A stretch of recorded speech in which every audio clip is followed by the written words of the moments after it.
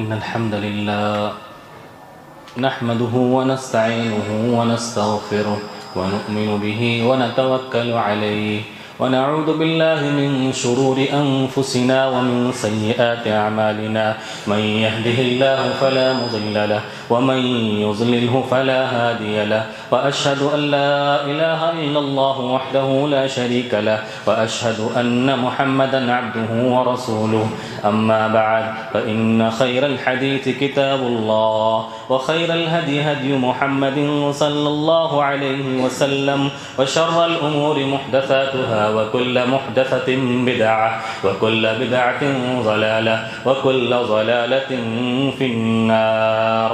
أعوذ بالله السميع العليم من الشيطان الرجيم. بسم الله الرحمن الرحيم.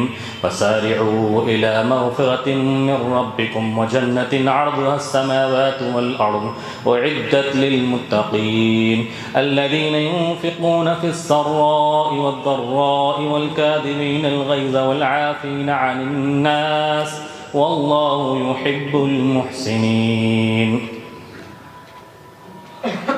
معزز و محترم ایمانی بھائیوں، بزرگوں، دوستوں، پیارے بچوں، عزیز ماں اور بہنوں، اس سے قبل کی آج کے خطبہ جمعہ کے موضوع اور ٹاپک پر میں روشنی ڈالوں، ایک خوش فہمی اور غلط طرز عمل کی اصلاح کرنا چاہتا ہوں. بڑی اچھی بات ہے کہ جب سے ہماری یہ مسجد بنی ہے لوگ دور دور سے خطبہ جمعہ سننے آتے ہیں. اس کی وجہ سے بعض دوسری مسجدوں کے نمازیوں میں کمی بھی آئی ہے، لیکن بات یہ ہے میرے بھائیوں کہ اگر یہاں خطبہ جمعہ سننے کا مطلب صرف مزہ لینا ہو، صرف مجھے نمبر دینا ہو، صرف انٹرٹینمنٹ کرنا ہو تو کوئی فائدہ حاصل ہونے والا نہیں. خطبہ جو بھی سننے آئے، نیت، ارادہ اور انٹینٹ یہ ہونا چاہیے کہ جو باتیں بیان کی جائے گی کتاب و سنت کی روشنی میں، میں اسے اپنی زندگی میں نافذ کروں گا، اس پر عمل کرنے کی کوشش کروں گا. ورنہ آپ خطبہ سننے آئیں اور چلے جائیں اور صرف آپ مزے لیں اور نمبر دیں اور انٹرٹینمنٹ کریں تو کوئی فائدہ حاصل ہونے والا نہیں ہے. اللہ تعالیٰ نے سورۃ النساء کے اندر اس غلط روش کو بیان کیا، وَلَوْ أَنَّهُمْ فَعَلُوا مَا يُوعَدُونَ بِهِ لَكَانَ خَيْرًا لَهُمْ وَأَشَدَّ تَثْبِيتًا. اگر لوگوں کو جو نصیحت سنائی جاتی ہے اس پر عمل کریں تب فائدہ ہے، تب بھلائی ہے، تب ان کو یہ چیز آخرت کے اندر اور دنیا کے اندر کامیابی دلانے والی ہے، ورنہ صرف سننے سے کوئی فائدہ حاصل ہونے والا نہیں ہے. اللہ تعالی ہم سب کو اس نیت سے سننے سنانے والا بنائے کہ ہم اس کے ذریعہ اپنی اصلاح کریں گے، اپنی زندگی میں اس کو نافذ کرنے والے بنیں گے. اللہ تعالی ہم سب کو اس کی توفیق عطا فرمائے. میرے بھائیوں، آج کے خطبہ جمعہ کا ٹاپک اور موضوع، اس کا تعلق انسان کے احساسات اور جذبات سے، انسان کے ایموشن سے ہے. ایک ایسی چیز اولہ ندامت اولہ جنون، ایک ایسی چیز کی جس کی شروعات پاگل پنا ہے، وآخرہ ندامت، اور جس کا انجام افسوس اور پچھتائے کے علاوہ کچھ نہیں. ایک ایسی چیز جو ام الامراض ہے، تمام مصیبتیں، تمام پریشانیاں جو اس دنیا میں پیدا ہوتی ہے ان سب کی ماں ہے.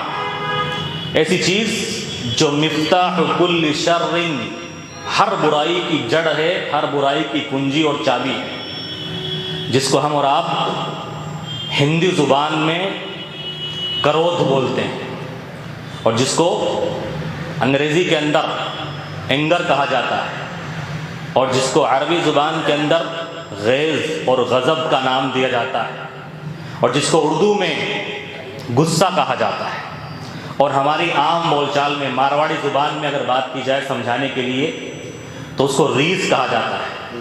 کہتے فلاں کو ریس بڑی آتی ہے. وہ ریزھ کا بڑا کھارا ہے۔ تو میرے بھائیو یہ غصہ ہے کیا چیز، اس کا معنی اور مطلب کیا ہے، کیا مفہوم ہے غصے کا، اور انسان کو غصہ کیوں آتا ہے، اس کے اسباب اور ریزنز کیا ہوتے ہیں، اور غصے کے نقصانات، اس کا انجام کیا ہوتا ہے، اور اسی طرح سے کیا غصہ بالکل حرام ہے، کیا اللہ کے نبی صلی اللہ علیہ وسلم نے بھی غصہ کیا ہے، آپ نے اگر غصہ کیا ہے تو کون کون سے مقامات پر غصہ کیا ہے، غصے کے تعلق سے ہمارے معاشرے کی سوچ کیا ہے، ہمارا طرز عمل کیا ہے، اسی طرح سے ہمارے سامنے اگر کسی کو غصہ آئے تو ہمیں کیا کرنا چاہیے، غصے کا علاج ہمارا اسلام کیا بتاتا ہے۔ غصے کے تعلق سے یہ چند باتیں کتاب و سنت کی روشنی میں آپ کے سامنے بیان کرنے والا ہوں۔ ہو سکتا ہے کہ پوری باتیں آج ہی کے خطبے میں آ جائے، اگر کچھ باتیں رہ جائیں تو انشاءاللہ اگلی قسط یعنی اگلے خطبے میں غصے کے تعلق سے وہ باتیں مکمل کی جائیں گی۔ غصہ میرے بھائیوں، غصہ کہتے ہیں جب انسان اپنی مرضی، اپنی چاہت، اپنی طبیعت کے خلاف، اپنے مزاج کے خلاف کوئی بات دیکھتا ہے، کوئی چیز سنتا ہے تو اس کا خون اندر سے کھولتا ہے، اور اس کے نتیجے میں اس کی آنکھیں لال ہوتی ہیں، اس کا چہرہ لال ہوتا ہے، اس کی رگیں پھولنے لگتی ہے، اور نتیجن جس نے بھی اس کے مزاج کے خلاف کام کیا ہے وہ اس کے خلاف انتقامی جذبے میں جلتا ہے، اور ایکشن کا ریئیکشن سامنے آتا ہے۔ پیش کی اسی کیفیت کو غصہ کہتے ہیں۔ غصہ جیسا کہ میں نے کہا یہ تمام برائیوں کی، مصیبتوں کی، پریشانیوں کی جڑ ہے۔ غصہ عموماً شیطانی وساوس میں سے ایک وسوسہ ہے۔ ویسے غصہ، اس کا تعلق انسان کے احساسات سے ہے، انسان کے جذبات سے، اس کے ایموشن سے ہے، اور غصہ یہ ہر انسان کی فطرت میں اللہ نے راسخ کر دیا ہے۔ ہر انسان کی فطرت میں داخل ہے غصہ آنا۔ کوئی یہ نہیں کہہ سکتا کہ مجھے غصہ نہیں آتا، غصہ آئے گا۔ اللہ نے انسان کی فطرت میں غصے کو ڈالا ہے۔ اگر کسی کو غصہ نہیں آتا، وہ کہتا ہے کہ مجھے غصہ نہیں آتا، وہ انسان ہی نہیں ہے۔ غصہ آنا یہ برا نہیں ہے، غصہ آنا یہ برا نہیں ہے، لیکن غصے کا اظہار غلط کرنا اور آؤٹ آف کنٹرول ہو جانا، بے قابو ہو جانا، اور اس کی وجہ سے نقصان پہنچانا، کسی کا برا چاہنا، یہ غلط چیز ہے۔ ورنہ غصہ تو انسان کو آئے گا ہی آئے گا، غصہ تو انسان کی فطرت میں داخل ہے، اس کی نیچر میں داخل ہے۔ میرے بھائیوں، غصے کے بارے میں اگر بات کی جائے، غصہ ماچس کی وہ تیلی ہے جو دوسروں کو جلانے سے پہلے اپنے آپ کو جلاتی ہے۔ غصہ یہ شیطان کا حربہ ہے۔ جس آدمی کو غصیل انسان کو، جس کو غصہ آتا ہے، غصیل انسان کو شیطان نچاتا ہے۔ جس طرح کسی بچے کے ہاتھ میں گیند ہوتی ہے، بال ہوتی ہے، وہ اس کو اوپر نیچے اچھالتا پھرتا ہے، ویسے ہی غصیل انسان کو شیطان اچھالتا ہے، اس کو کھداتا ہے اور استعمال کرتا ہے۔ اور غصیل انسان کتنا بھی بڑا پڑھنتری کیوں نہ ہو، کتنا بھی بڑا جانکار اور عالم کیوں نہ ہو، شیطان اس کو بہکانے سے کبھی مایوس نہیں ہوتا۔ اسے پتا ہے یہ غصیل انسان ہے، اگرچہ پڑھا لکھا ہے، کبھی نہ کبھی اس کی زبان سے کوئی ایسی بات نکل جائے گی جس سے اس کی دنیا بھی برباد ہو جائے گی، اس کی آخرت بھی برباد ہو جائے گی، اور کسی لائق نہیں بچے گا۔ آپ دیکھیں میرے بھائیوں، غصہ یہ ہر بیماری کی جڑ، ہر مصیبت کی جڑ، ہر پریشانی کی کنجی اور چابی ہے۔ آپ دیکھیں، ہندوستان کے کسی بھی جیل میں چلے جائیں اور کسی بھی حوالات میں چلے جائیں اور وہاں کے قیدیوں سے آپ بات کریں کہ بھائی آپ جیل میں کیسے آ گئے، کیوں آ گئے، تو ہر اکثر آدمی کا جواب یہی ہوگا، اکثر جیلیوں کا، قید خانے میں قید لوگوں کا، کہ غصے کی وجہ سے ہم نے فلاں کا قتل کر دیا، فلاں کا مال لوٹ لیا، اور فلاں کو یہ نقصان پہنچا دیا، جس کی وجہ سے آج ہم اس جگہ پہنچ گئے ہیں، اور جیل میں آنے کا سبب ہمارا یہ غصہ بنا ہے۔ آپ دیکھیں، اور پریکٹیکل لائف میں دیکھیں آپ، غصے کی وجہ سے انسان اپنی بیوی کو طلاق دیتا ہے، یہاں تک کہ غصے میں انسان، خبریں ملتی ہے پڑھنے میں، انسان نے اپنی بیوی کو، اپنے بچوں کو جلا ڈالا۔ غصے میں انسان نے اپنے دوست، اپنے بھائی، اپنے بزنس پارٹنر کی جان لے لی، اور غصے کے اندر انسان اپنے اپنوں سے الگ ہو گیا، اور والدین اور ماں باپ کے درمیان میں جو جھگڑے، جو فساد، جو اختلافات ہوتے ہیں، کیا سبب بنتا ہے اس کا سبب یہی غصہ بنتا ہے۔ تو غصہ انسان کو کیوں آتا ہے؟ کیا وجہ ہے غصہ آنے کی؟ غصے آنے کے بہت سارے اسباب ہیں۔ اگر اہم اسباب اور ریزنز پر گفتگو کی جائے تو غصہ انسان کو آتا ہے کبر اور غرور کی وجہ سے۔ اگر انسان یہ سمجھ لے کہ میں بڑا ہوں، میں پیسے والا ہوں، میں خاندان والا ہوں، اور میرا رتبہ سامنے والے سے بڑا ہے، اب سامنے والے کی کوئی غلط چیز چھوٹی بھی ہو اس سے برداشت نہیں ہوگی، فوراً وہ انا اور ایگو میں آ کر اس پر غصے کا اظہار کرے گا، زبان سے گالی بکے گا، ہاتھ کا استعمال کرے گا، اپنے پیروں کا استعمال کرے گا، مار دھاڑ ہوگی، پھر معاملہ کہاں تک پہنچ جائے گا پتہ نہیں ہے۔ یہ کبر اور غرور اور گھمنڈ، انسان اپنے آپ کو بڑا سمجھنے لگ جائے اور دوسرے کو حقیر اور کمزور سمجھنے لگ جائے تو پھر غصہ جنم لیتا ہے۔ آپ دیکھیے، اکثر دیکھنے میں آتا ہے انسان غصے کا اظہار اسی پر کرتا ہے جس کو وہ اپنے سے کمتر سمجھتا ہے۔ انسان کو کبھی غصہ آئے اپنے سے بڑے انسان پر، اپنے سے زیادہ پیسے والے، مالدار اور خاندان اور قبیلے کے اعتبار سے بڑا شخص ہو، اگر غصہ آئے تو بھی غصے کا اظہار نہیں کرتا ہو۔ کس پر غصے کا اظہار ہوتا ہے؟ اور کبھی کبھی غصہ کسی کی وجہ سے آتا ہے، کسی بڑے انسان کی وجہ سے آتا ہے، غصہ اپنے مالک پر ہوتا ہے، بڑے انسان پر ہوتا ہے، اور وہاں کچھ نہیں بول پاتا، گھر جاتا ہے اور غصے کا اظہار اپنی بیوی کے سامنے، بیوی کو مارنا، بیوی کو تھپڑ مارنا، بچوں کو مارنا، ان پر رعب و دبدبہ دکھانا، اپنی ماں کو ستانا، باپ پر برے جملے کسنا، تانے دینا، غصے کا اظہار کرتا ہے انسان اپنے سے کمزور انسان پر۔ بڑے کے سامنے اس کی ہمت نہیں ہوتی کہ وہ اپنے غصے کا اظہار کر لے جائے۔ تو غصے کی سب سے بڑی وجہ میرے بھائیوں کبر اور غرور اور گھمنڈ، انسان یہ سمجھنے لگ جائے کہ مجھ سے بڑا مالدار، پیسے والا، طاقتور کوئی نہیں ہے، جس کی وجہ سے انسان غصہ کرنے پر مجبور ہوتا ہے۔ اسی طرح غصے کا ایک سبب بنتا ہے عصبیت، خاندانی عصبیت۔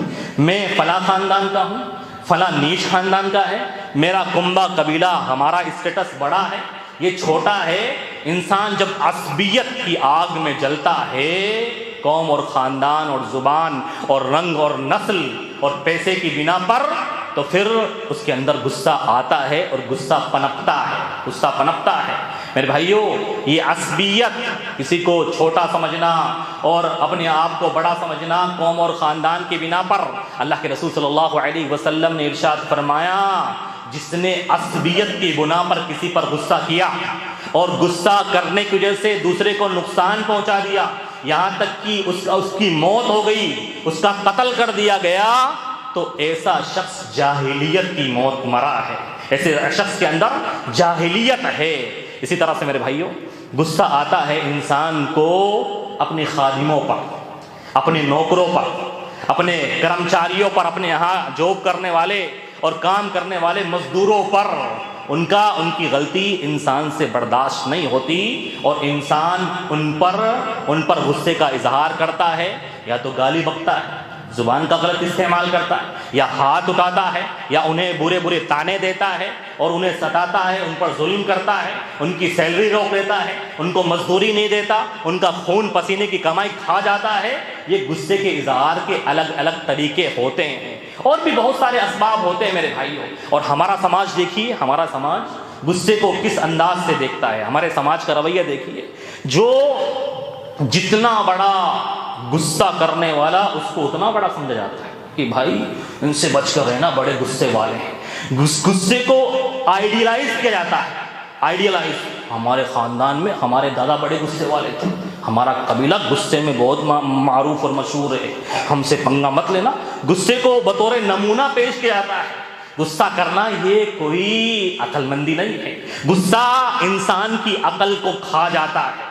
انسان جب غصہ کرتا ہے اس کے عقل پر پردہ پڑ جاتا ہے اور وہ یہ سمجھتا ہے کہ میں جو کر رہا ہوں وہی صحیح ہے، اور انسان کی سمجھ بوجھ سب کچھ ختم ہو جاتی ہے۔ ہمارے ہاں غصے کو آئیڈیلائز کیا جاتا ہے کہ اور نمونے کے طور پر پیش کیا جاتا ہے، فلاں بندے سے بچ کے رہنا، بڑے غصے والا ہے، فلاں آدمی کے بچے سے ساتھ مت کھیلنا، کچھ ہو گیا تو غصہ کرے گا۔ اور ہمارے ہاں بڑے اس پر ابھارا جاتا ہے، ہمارے ہاں کوئی معاملہ ہو گیا، کسی کے ساتھ گھر کے باہر جھگڑا کر کے آیا شوہر یا بیٹا، اور چپ چاپ غصہ پی کر آ گیا، بڑے بزدل آدمی، سبق سکھانا چاہیے تھا تمہیں، اور تم اس سے ڈر کے آ گئے۔ میرا جیسا ہوتا، بھائی کہتا میرا جیسا ہوتا تو میں اس کا وہ کر دیتا، اور بیوی کہتی ہار کر آ گئے اس سے۔ ہمارے یہاں غصوں پر غصے کو پروموٹ کیا جاتا ہے اور غصے کو ابھارا جاتا ہے۔ میرے بھائیو یہ چیز اچھی نہیں ہے۔ یہ غصے کو پینے، غصے کے فضائل، پینے کے فضائل میں انشاءاللہ بیان کروں گا کہ غصہ اصل بہادری اور اصل طاقت، اسٹرانگ مین دیکھنا، اسٹرانگ مین کون سب سے زیادہ طاقتور ہے؟ جسمانی طاقت سے کوئی اسٹرانگ نہیں ہوتا ہے۔ اللہ کے رسول صلی اللہ علیہ وسلم نے طاقتور انسان کس کو قرار دیا ہے؟ اللہ کے رسول صلی اللہ علیہ وسلم نے فرمایا لیس الشدید بالسرعۃ انما الشدید الذی یملک نفسه عند الغضب۔ طاقتور وہ نہیں ہے جو اکھاڑے میں کسی پہلوان کو پچھاڑ دے، جو کسی سے جیت جائے۔ اصل میں طاقتور وہ ہے جو غصے کے وقت بھی اپنے آپ پر کنٹرول کر لے جائے، اپنے غصے کو دبا جائے اور غصے کو پی جائے۔ اور غصے کو پینا میرے بھائیوں، غصے کو پینا، غصہ وہ حرام چیز ہے جس کو پی کر بھی انسان جنت میں جائے گا۔ غصہ وہ حرام چیز ہے جس کو کھا کر بھی انسان جنت میں جائے گا۔ غصے کو پینے والے بزدل نہیں ہوتے، بلکہ غصہ کو پینا یہ اخلاق کو جانچنے کا معیار اور پیمانہ ہے۔ کسی کے بارے میں پتہ کرنا ہو کہ وہ اخلاقی میدان میں کہاں کھڑا ہے، اخلاقی میدان میں کس درجے کا اعلیٰ ترین انسان ہے، اس کے غصے کو دیکھ لو، اس کے غصے کو دیکھ لو۔ اگر بیان کیا جائے اخلاق کے 10 نمبر ہیں، اخلاق کے 10 نمبر ہے، 9 نمبر ایک نمبر دوسری چیزوں کا ہے۔ آپ اچھے سے کسی سے بات کریں، اچھے سے پیش آئیں، مہمان نوازی کریں، کسی کی تکریم کریں، ہنس کھیل کر بات کریں، سب کچھ کر لیں، لیکن 9 نمبر کس بات کا ہے کہ آپ اپنے غصے کو پینے والے ہیں، غصے پر کنٹرول ہے آپ کا۔ ہر کہیں جا کر اور غصے میں آ کر آپ جذبات میں بے قابو نہیں ہوتے، آؤٹ آف کنٹرول نہیں ہوتے، بلکہ آپ کا اپنے نفس پر کنٹرول ہوتا ہے۔ اسی وجہ سے عبداللہ بن مبارک رحمۃ اللہ علیہ سے کسی نے پوچھا کہ عبداللہ بن مبارک، ہمیں لمبی چوڑی تقریر نہیں سننی آپ کی اخلاق کے اوپر، ہمیں ایک ورڈ میں بتا دو، ایک جملے میں، ایک کلمے میں بتا دو کہ اخلاق کس چیز کا نام ہے۔ اجمل لنا حسن الاخلاق فی کلمہ، ایک ورڈ میں بتا دو بس کہ اخلاق کسے کہتے ہیں۔ تو عبداللہ بن مبارک رحمۃ اللہ نے فرمایا ترک الغضب، غصے کو چھوڑ دو، یہی اخلاق ہے، غصے کو چھوڑ دو، یہی اخلاق ہے۔ اور ہمارے سماج میں جو سب سے بڑا مالدار اور سب سے زیادہ غصہ کرنے والا، اس کو بہت بڑا سمجھا جاتا ہے۔ اور مالدار جب کسی پر غصہ کرتا ہے، اس کو غصہ آتا ہے تو کیا کہتے ہیں؟ اس کی بی پی، سیٹ کی بی پی ہائی ہو گئی۔ اور غریب جب کسی پر غصہ کرتا ہے، یہ پاگل ہو گیا، سٹک گیا ہے۔ ہمارے یہاں یہ جملے استعمال کیے جاتے ہیں غصے کو بڑھاوا اور پروموٹ کرنے کے لیے اور انسان کو موٹیویٹ کرنے کے لیے۔ میرے بھائیوں، ہماری شریعت میں غصہ کرنے والا انسان اچھا نہیں سمجھا جائے گا۔ اللہ کے محبوب بندے کون ہیں؟ جن سے اللہ محبت کرتا ہے، جن کے لیے اللہ نے جنت تیار کر کے رکھی ہے۔ اللہ تعالیٰ نے بیان فرمایا اعدت للمتقین، یہ جنت متقیوں کے لیے تیار کی گئی۔ کون سے متقی؟ کون سے اللہ کے چہیتے اور محبوب بندے؟ الذین ینفقون فی السراء والضراء، جو اللہ کے راستے میں خرچ کرتے ہیں، اگرچہ خوشحالی ہو، تنگی ہو، اللہ کے راستے میں خرچ کرتے رہتے ہیں۔ والکاظمین الغیظ، جو غصے کو پی جاتے ہیں، غصے کو پی جاتے ہیں، کنٹرول کر لے جاتے ہیں۔ والعافین عن الناس، اور لوگوں کو معاف کر دیتے ہیں۔ واللہ یحب المحسنین، اللہ احسان کرنے والوں کو پسند کرتا ہے۔ علی رضی اللہ عنہ کے تعلق سے آتا ہے، ایک مرتبہ ان کے کسی خادم سے غلطی ہو گئی، وہ ان کو وضو کروایا کرتا تھا۔ جس سراحی کے اندر وضو کا پانی تھا وہ گر گیا اور ٹوٹ گیا، اور جو ٹکڑا ہے سراحی کا وہ علی رضی اللہ عنہ کے ناک پر لگ گیا اور ان کو خون آنے لگ گیا۔ خادم نے دیکھا، نوکر نے دیکھا، اور علی کو، اب ظاہر سے بات ہے، کبھی کوئی خلاف فطرت کام ہوتا ہے تو غصہ آتا ہی ہے، چاہے کتنا ہی اللہ کا ولی ہو، غصہ آئے گا۔ غصہ آنا برا نہیں ہے، اس کو دبانا، اس کو دبانا، اس پر کنٹرول کرنا، یہ مطلوب ہے۔ ورنہ بہت ساری ایسی جگہ ہیں جہاں شریعت یہ کہتی ہے کہ آپ کو غصہ آنا چاہیے، جہاں شریعت مطالبہ کرتی ہے، وہاں جہاں شریعت آپ کے غصے کو قابل تعریف قرار دیتی ہے، وہاں اگر آپ کو غصہ نہیں آتا ہے، جہاں غصہ آنا چاہیے، تو آپ کے ایمان میں کمزوری ہے۔ وہ باتیں میں بیان کروں گا جہاں اللہ کے رسول صلی اللہ علیہ وسلم نے غصہ کیا ہے، جہاں اللہ کے رسول نے غصہ کیا ہے۔ تو علی رضی اللہ عنہ کو غصہ آ گیا، خون، تو خادم نے کہا اللہ تعالیٰ غصہ پینے والے کو پسند کرتا ہے۔ کہا میں غصہ پی لیا۔ کہا اللہ تعالیٰ معاف کرنے والے کو پسند کرتا ہے۔ کہا میں نے معاف کر دیا۔ کہا اللہ احسان کرنے والے کو پسند کرتا ہے۔ کہا میں نے تمہیں آزاد کر دیا، اب تم میرے غلام نہیں ہو۔ میرے بھائیوں، یہ غصہ ہر انسان کو کبھی بھی کسی بھی وقت آ سکتا ہے۔ اب اگر کسی کو ہمارے سامنے غصہ آ جائے تو ہمیں کیا کرنا چاہیے؟ ہم دو آدمی ہیں، ہمارے سامنے کسی کو غصہ آ جائے تو ہمیں کیا کرنا چاہیے؟ ہمیں اس کے غصے کو ٹھنڈا کرنے کی کوشش کرنی چاہیے۔ غصے کو ٹھنڈا کر، ایسا نہیں ہے کہ آگ میں پیٹرول ڈالنے کا کام کیا جائے۔ ہمارے سامنے دو آدمی جھگڑ رہے ہیں اور ان کو غصہ کسی ایک کو غصہ آ گیا تو آگ میں پیٹرول ڈالنے کا کام نہیں کرنا ہے کہ چنگاریاں اور جلے اور غصے کی وجہ سے نقصان اور زیادہ ہو اور مار دھاڑ ہو، کسی کی ہڈیاں ٹوٹے، کسی کے پیر ٹوٹے۔ ایسا کام نہیں کرنا میرے بھائی، اس کو تلقین کرنی ہے، اس کے غصے کو ٹھنڈا کرنا ہے۔ اگر اس نے اعوذ باللہ من الشیطان الرجیم نہیں پڑھا ہے تو اس کو اعوذ باللہ من الشیطان الرجیم پڑھنے کی تلقین کرنی ہے۔ غصے کا علاج جو ہمارا اسلام بیان کرتا ہے، اعوذ باللہ من الشیطان الرجیم، قرآن مجید کے اندر اللہ رب العالمین نے ارشاد فرمایا وَإِمَّا يَنزَغَنَّكَ مِنَ الشَّيْطَانِ نَزْغٌ فَاسْتَعِذْ بِاللَّهِ مِنَ الشَّيْطَانِ الرَّجِيمِ۔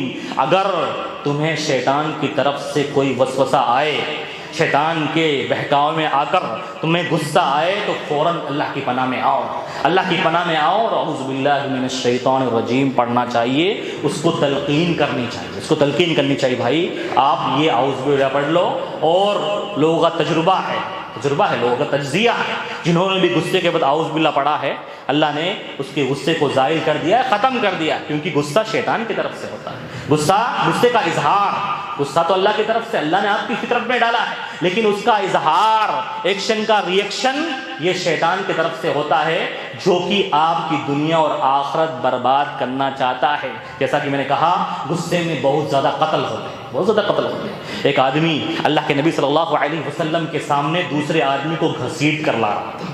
اللہ کے رسول صلی اللہ علیہ وسلم نے پوچھا یہ کیا کر رہے ہیں؟ اللہ کے رسول صلی اللہ علیہ وسلم سے کہا اس نے کہ اللہ کے رسول، اس نے میرے بھائی کی جان لی ہے، میرے بھائی کا قاتل ہے۔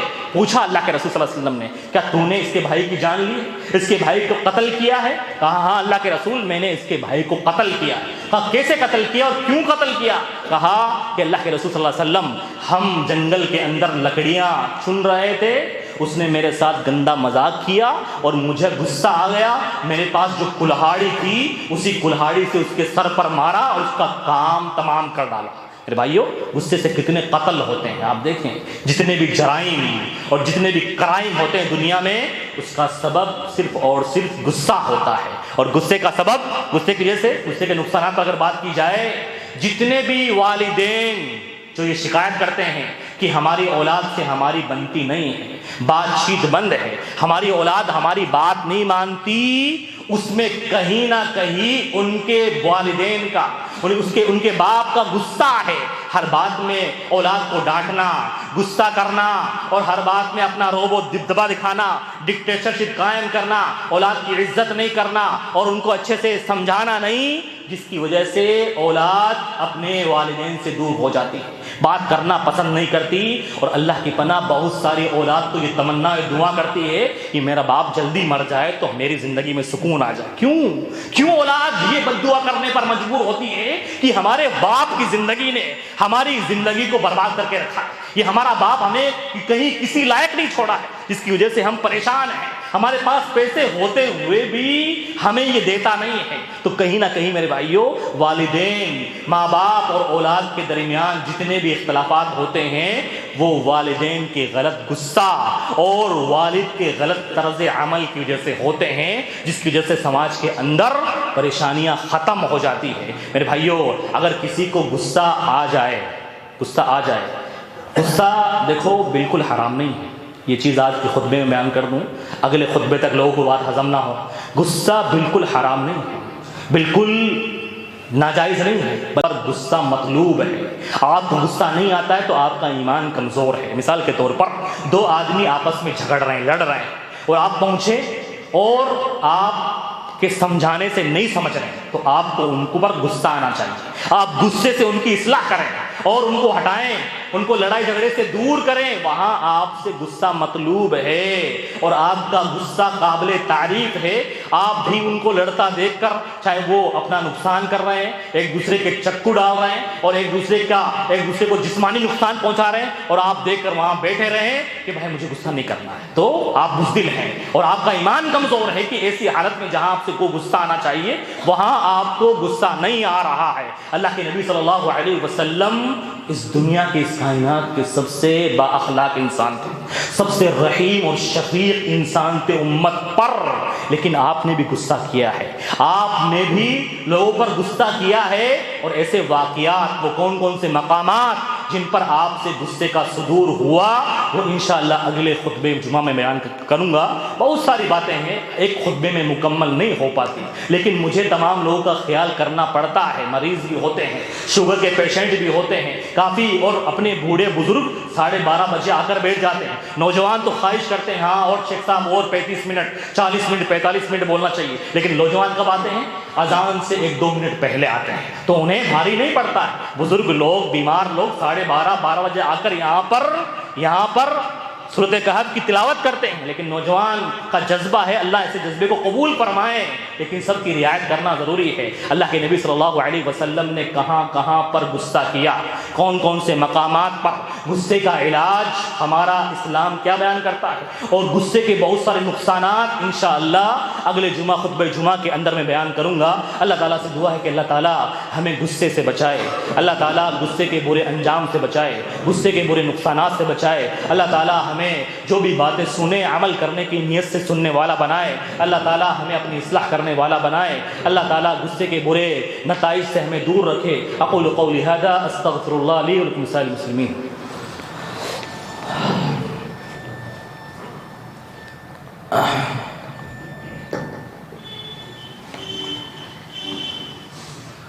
الحمد لله رب العالمين والصلاة والسلام على أشرف الأنبياء والمرسلين نبينا محمد وعلى آله وأصحابه أجمعين، أما بعد، أعوذ بالله من الشيطان الرجيم، بسم الله الرحمن الرحيم، إن الله وملائكته يصلون على النبي يا أيها الذين آمنوا صلوا عليه وسلموا تسليما، اللهم صل على محمد وعلى آل محمد كما صليت على إبراهيم وعلى آل إبراهيم إنك حميد مجيد، اللهم بارك على محمد وعلى آل محمد كما باركت على إبراهيم وعلى آل إبراهيم إنك حميد مجيد۔ اگلے جمعہ سے انشاءاللہ 12:55 پر جمعے کی اذان دی جائے گی اور 1:30 بجے خطبہ کھڑا ہوگا، جماعت کھڑی ہوگی انشاءاللہ عزیز۔